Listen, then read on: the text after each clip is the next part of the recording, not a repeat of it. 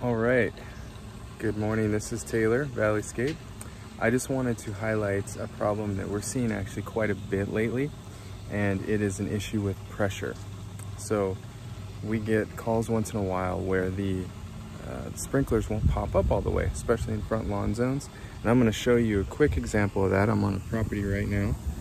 As you can see, the sprinklers just really aren't even hardly popping up, and this zone does the whole front lawn area. It's about 22 heads, so it's a large zone. And what we typically find that is the problem, it can be one of a couple things. The main issue most of the time is a pressure regulator that's failing, especially on homes that are over 15 years old. The regulator typically will go.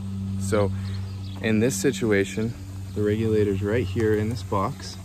Now, one way you can tell if a regulator is going bad is it usually makes a lot of noise. Oh, we'll get you close and you can hear it.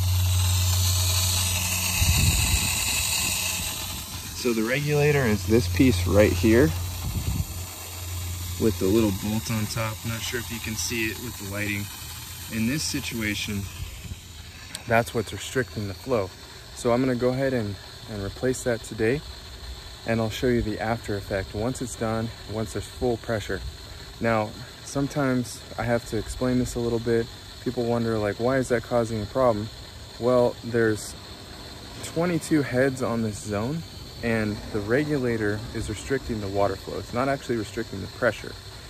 And so because the demand is so high, it gives the indication that there's a low pressure situation.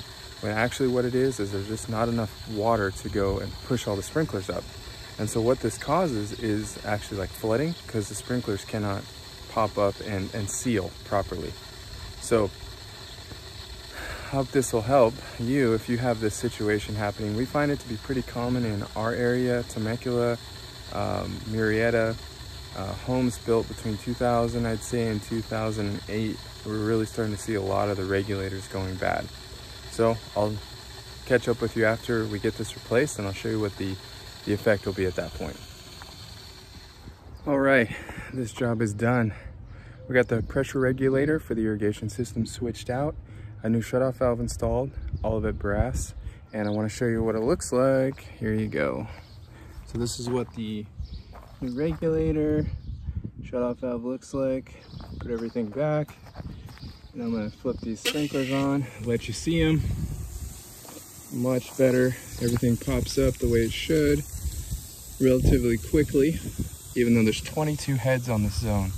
So if you're running into an issue like this, first thing to check every time is if you have a pressure regulator for the irrigation. You always have one inside the house, but in most cases that doesn't control the irrigation system as well. So check that and then move on to the next step. So I hope this video helps you with your endeavor to get your sprinkler system working properly.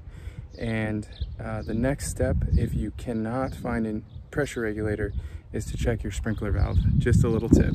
So make sure your sprinkler valve is in good working order. Sometimes they get stuck to where they won't open completely.